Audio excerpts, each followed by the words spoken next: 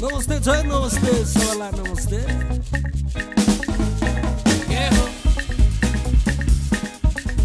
नमस्ते काकी नमस्ते काका के हो नमस्ते माइजू नमस्ते मामा के हो घरमा बत्ती पनि छैन पानी पनि छैन के हो दिनमा 16 घण्टा बत्ती जाने बानी के हो नपाउनेले पायो बोक्दैसित खायो बचायो यी ठुला ठुला भन्नेले नेपालीलाई सतायो सतायो सतायो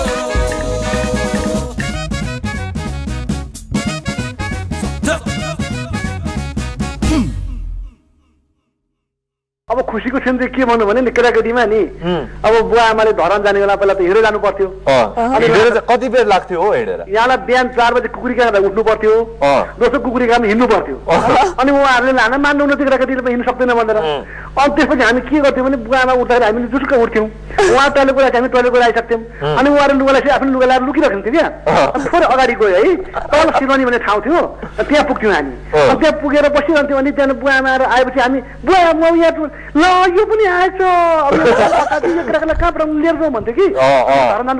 पुगेर फुस्री पुगिन्थ्यो हो अनि फुस्रीबाट ट्याक्सी चढ्न पाइन्थ्यो है के आनन्द लाग्थ्यो हो जाउको झ्यालबाट निकालेर सर हेर्दै राखेँ नि त्यो भान्चो पुग्दाखेरिको आनन्द अब तपाईँलाई के बताउनु मैले बुझिसकेँ मलाई चाहिँ के हुन्थ्यो त दसैँको बेला होइन दसैँको एकचोटि चाहिँ वर्षको एकचोटि त नयाँ लुगा किन्नु पर्थ्यो नि दसैँमा होइन अनि टक्क लाएर गयो न्यु रोड हेर्नुहोस् अनि नयाँ लुगा लगायो होइन अनि त्यो एक दिन नयाँ लुगा किन्न गएको दिन चाहिँ क्या होटाइटी भन्ने ठाउँमा एउटा समोसा पसल्थ्यो त्यो समोसा पसलमा गएर समोसा तरकारी खान पाइन्थ्यो है त्यो बेलाको समोसा तरकारी रोशनजी म के बताउँ तपाईँलाई होइन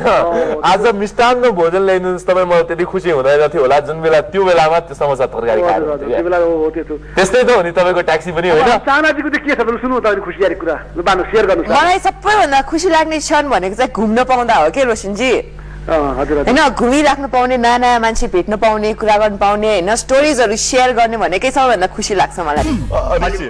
अलि मोटाउनु भयो जस्तो लाग्यो मैले फोटो हेर्दाखेरि अघि Yeah, but Malvika Subba, I don't think she's moody from any angle. Hey, you did not say did you say I was moody? No, you said... I don't like you, Anushri.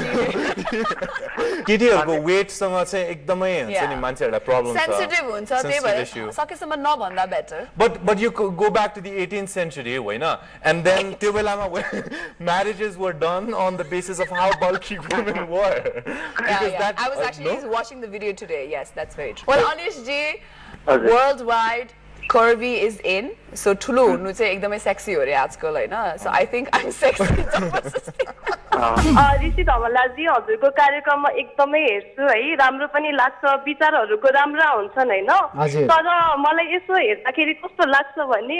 अब जो सँग हजुरले कुरा गरिराख्नु भएको हुन्छ उहाँहरुको कुरा टुङ्गिन नपाउँदै आफ्नो विचार धेरै छिटो प्रस्तुत गर्नुहुन्छ कि तपाईको सुझावलाई म छ नि मनन गर्छु किनभने अन्तर्वार्ता लिँदाखेरि के हुन्छ भने जनताको कुरा मैले छ नि आज तत्काल दिनुपर्ने हुन्छ नेताहरूले भाषण गर्छन् व्याख्या गर्छन् विश्लेषण गर्छन् त्यो सुन्ने धैर्य त सबै जनतामा हुँदैन क्या त्यसैले मैले बीचमा प्रश्न गर्ने गर्छु त्यसमा पनि तपाईको सुझावलाई पनि म मनन गर्ने गर्छु नि त हजुर धैर्यता पनि ठुलो कुरा हुन्छ हैन हजुर हैन मान्छेले छ नि तपाईलाई थाहा छ गल्ती गर्छ उले गल्ती सुधार्दै जानुपर्छ क्या गल्ती नगर्ने संसारमा को छ र तपाईलाई थाहा छ नि एउटा प्रक्रिया हो नि हैन त 1 2 3 भन्छ नि you act as the host I act as the caller right okay ल 1 2 3 गो हेलो नमस्ते नमस्कार सो तपाईले कहाँ कल गर्नु भएको तपाईलाई थाहा छ नि मैले क्षेत्रपाटीबाट हजुर मेरो नाम चाहिँ रमेश ढुङ्गाना नेक्स्ट नेम अनि के पद क्षेत्रपाटीको हालखबर क्षेत्रपाटीको हालखबर एकदम ठिक छ हेर्नुहोस् है भिड बाढ यहाँ हैन यता हेर्ने मान्छे उता हेर्ने मान्छे जताततै मान्छे मात्र छन् लिम्बू चाहिँ अब म हो नि हैन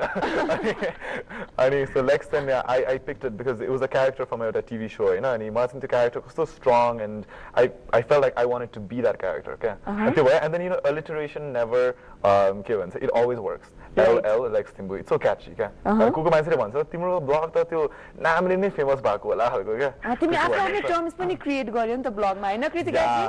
like I'm so excited to be here you know you are an excellent caller you know